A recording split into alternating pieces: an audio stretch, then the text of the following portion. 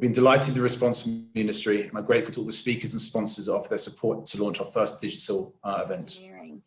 Geza, I'm looking forward to hearing your ideas on commercial solar in particular, and some of the gaps of knowledge that you might have been seeing over the last few years. So over to you, Geza. Thank you very much, Jenny. Thank you for the introduction, and thank you for All Energy providing to provide this platform for the presentation. I also found Stan's presentation very interesting. What exciting times we are in at the moment when it comes to energy transition. I also didn't know that currently there is also a support program available for tenants, which is fantastic. And also I welcome the high level of safety what Solar Victoria enforces, because that is the right thing to do for the longevity of the solar systems. So I just share my screen. So today we're gonna talk about the commercial. I'm going to talk about the commercial considerations for commercial PV.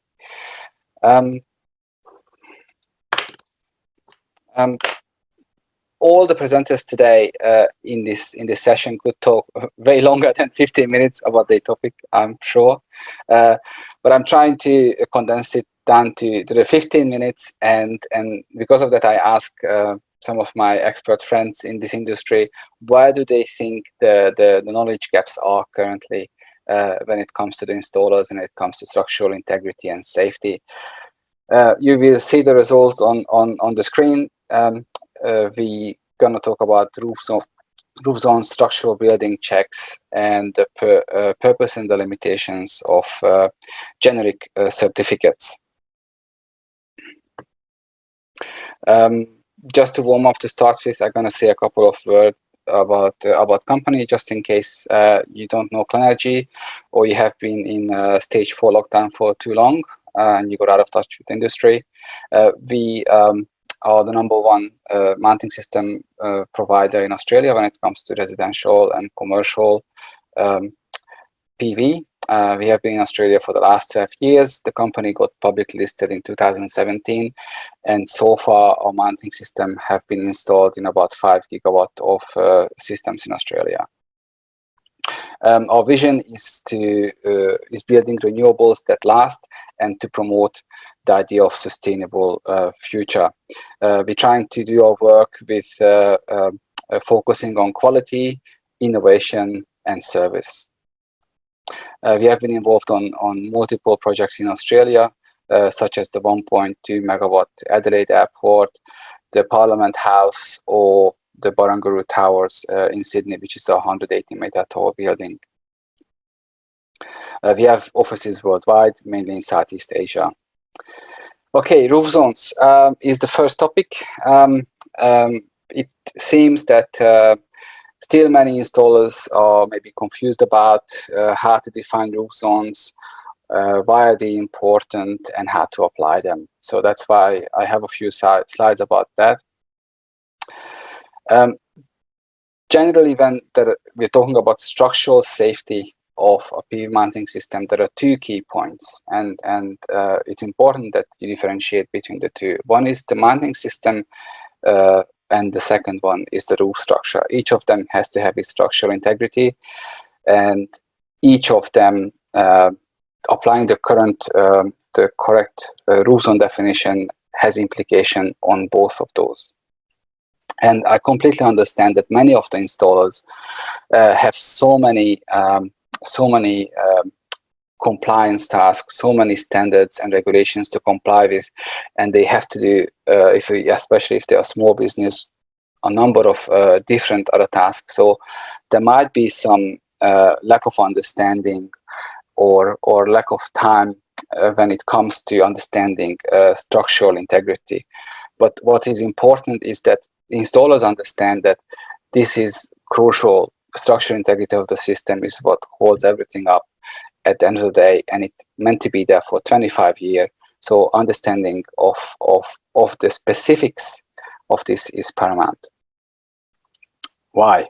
Well, No one wants to be the installer who gets a call out for these systems. This is just an example. To be honest, I'm not even sure what went wrong. It was an incorrect design or incorrect implementation of the system, but this was a result of a tornado which had 119 km/h wind speed in the north part of Germany. And as you can see, it destroyed some of the arrays, and it caused significant damage.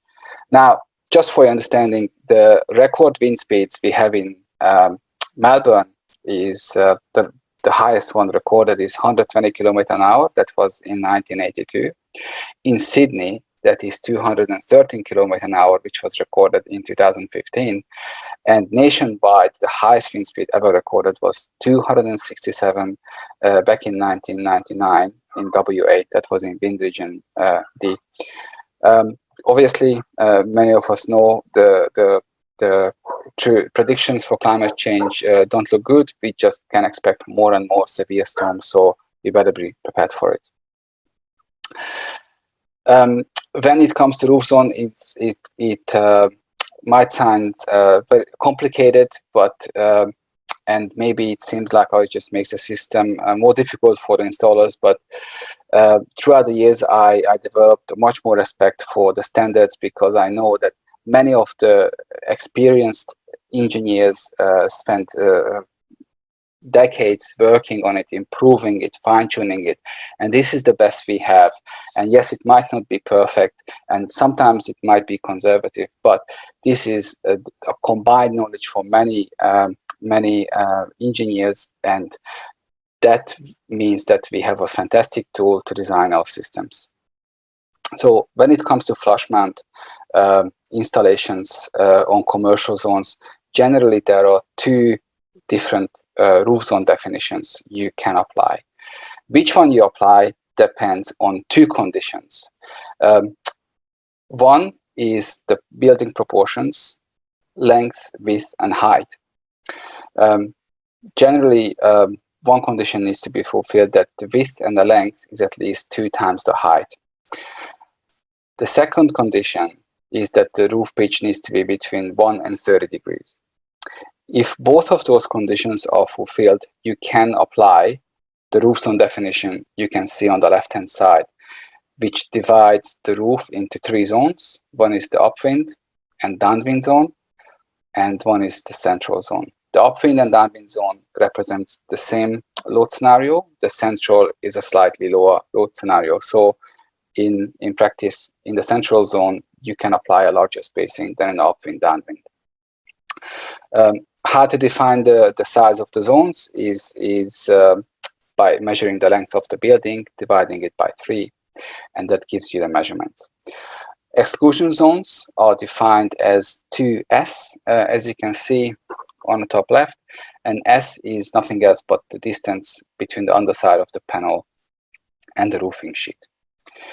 In case any of the 2 below conditions cannot be fulfilled for flush mount systems, you have to move on to the next roof zone definition, which has 4 different roof zones, as you can see on the image. One is the corner zone. Half of the corner zone is the edge zone. The second half of the corner zone is the intermediate zone, and the third one is the internal zone. Structurally, the internal zone represents about a very similar load to the central zone on the roof zone definition on the left. How to define the size of those zones? There is a formula for that as well.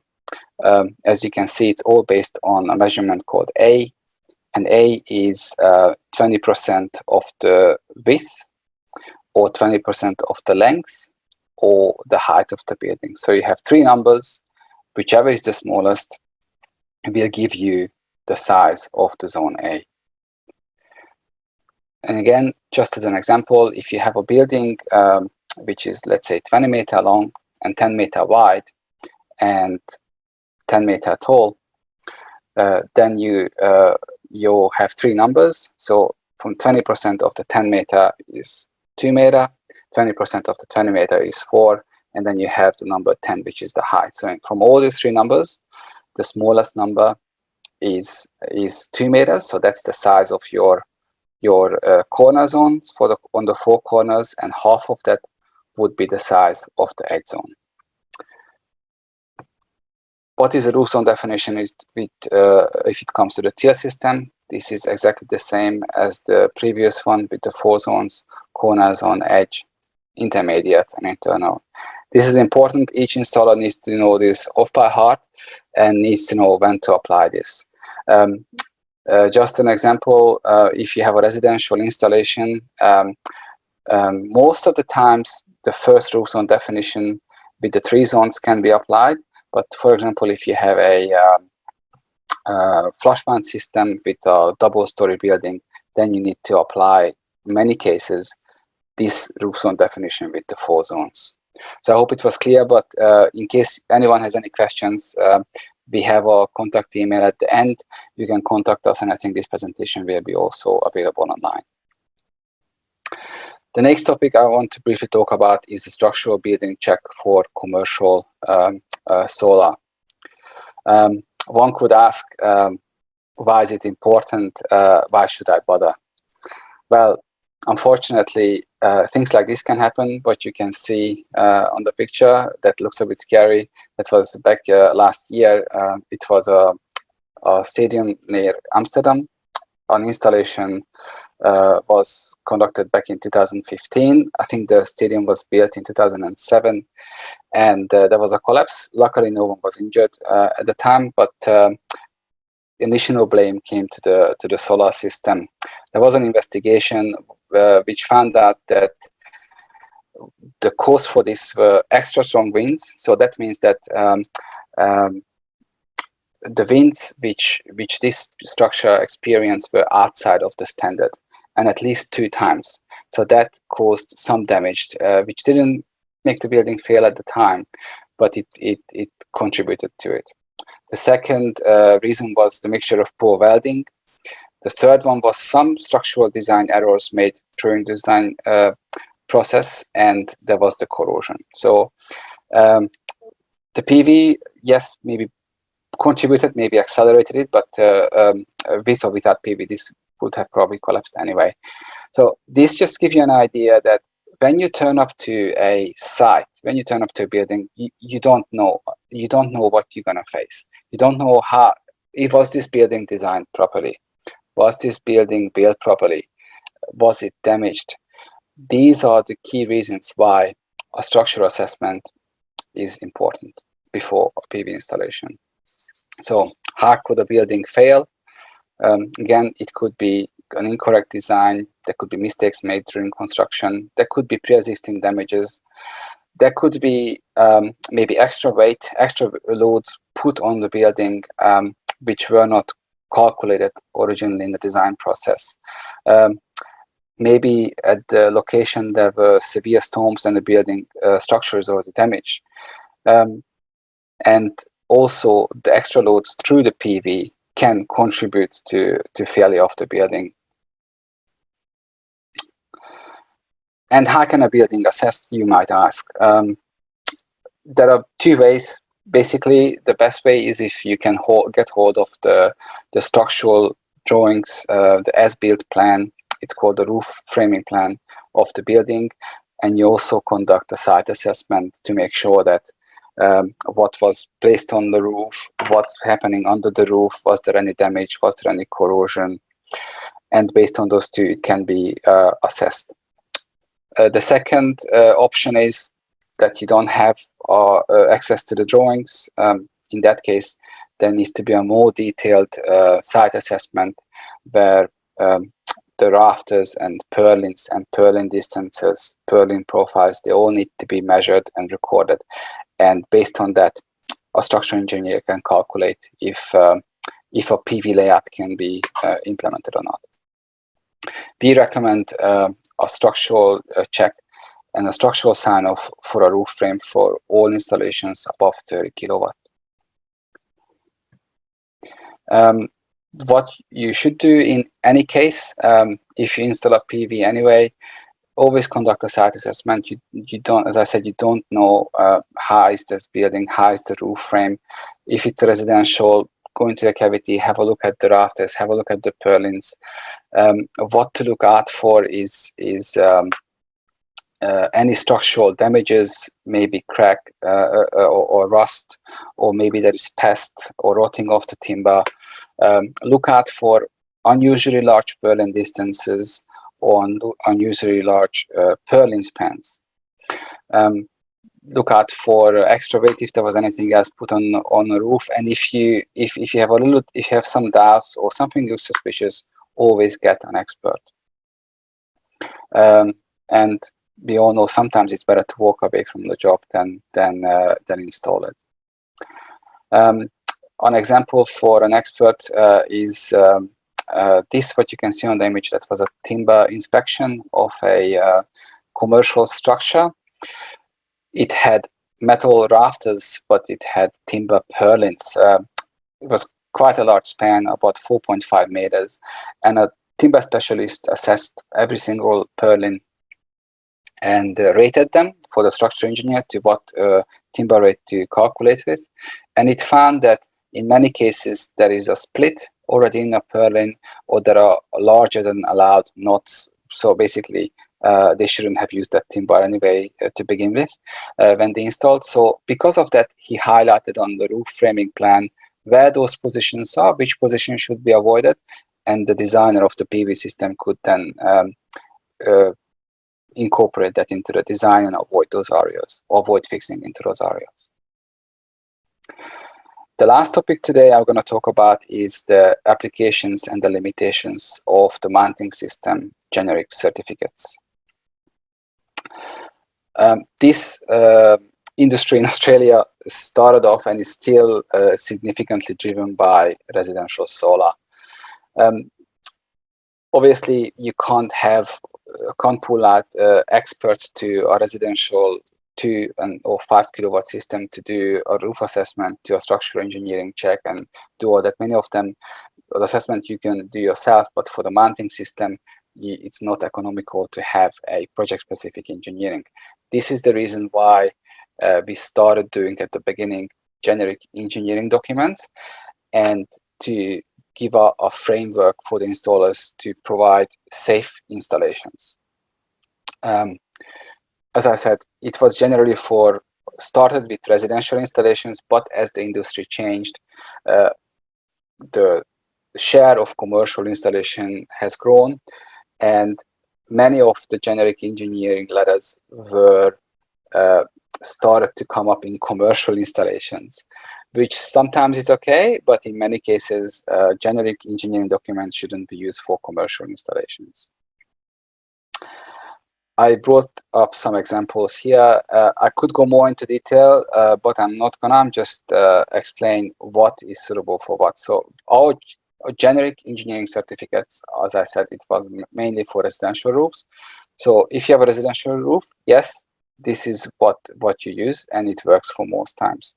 If you have a shed or a warehouse, same story, that's what it's designed for.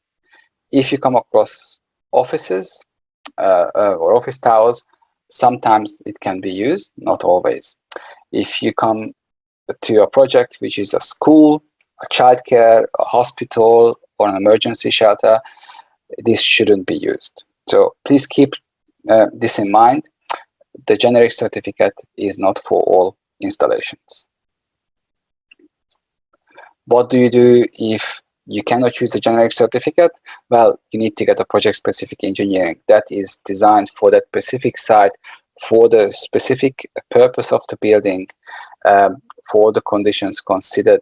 And there are many good structural engineers in the country who can provide that. Clenergy can do that as well. And when you go for larger projects, please consider that it's most likely that you need to conduct a project-specific engineering for the mounting system and a roof assessment check. So, just a recap what we talk about. I wanted to make sure that you remember this when you go to bed today. So, first topic: understand the roof zones. There are 2 definitions for flush mount, 1 definition for tilt, and all installers should know and understand off by heart how to use them. Second, roof structural assessments. if a roof structure is not checked, it can have dire consequences. In many cases, in terms of residential roofs, it's very unlikely that there would be any issues. But when you go to commercial, go to larger installation, it's crucial that a structure has some sort of checks.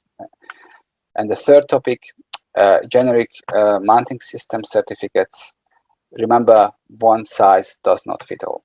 So I hope you find this interesting. If you have any questions, feel free to contact us, and I'm looking forward to the questions at the end of this session. And Geza, we had a question about BIPV. Now, BIPV has been around, building integrated PV has been around for a very long time, as in there's been talk of it for a very long time.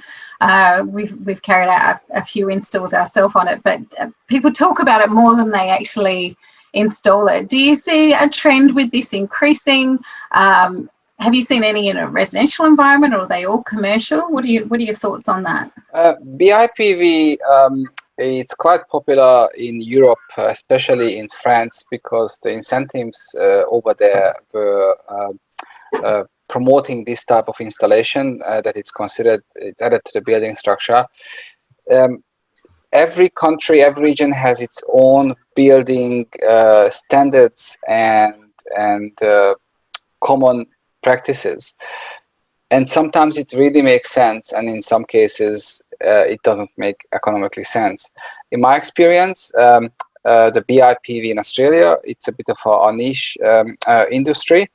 In the majority of the installations, it doesn't really make financial sense to integrate the panels into the building structure.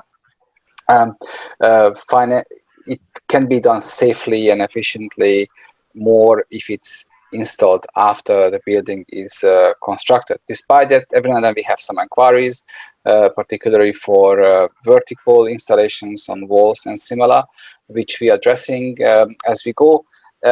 Each of them needs a project-specific engineering, as you can imagine, and we just deal with it as we go. But in terms of volume, it's really not much what I see as BIPV. I also see some issues with BIPV in terms of replacing panels if there is a warranty issue, or they are damaged through hail and so on. It's normally much easier and cheaper to replace panels if it's on top of the building, independent from its cladding.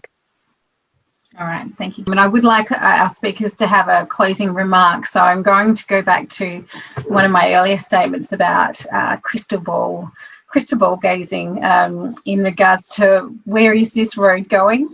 I know our conversations have mostly been around commercial solar, but I'm opening this up for both residential and commercial.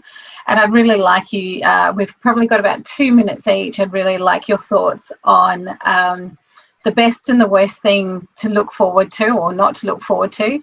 What are your predictions for the best thing and the worst thing in regards to where we're heading for residential and commercial? Well, the best is really an overall situation that Australia is world #1 when it comes to solar, in terms of how many watts is installed per head. And that's just astonishing. I think everybody in the solar industry should be very proud of that. This is a fantastic achievement for such a small country in terms of population. So I think we should be proud of that. The industry went so far and had so many installations, and vast majority of the systems are installed safely. And my fears is some really just major weather events. It's expected that there are going to be more and more severe storms, which can cause damage to property, not just to solar. And if that happens, more and more, that can really upset the system, because lots of systems can go offline for a short time, and it takes time to get them back. So that's probably one of the risks I every now and then think about.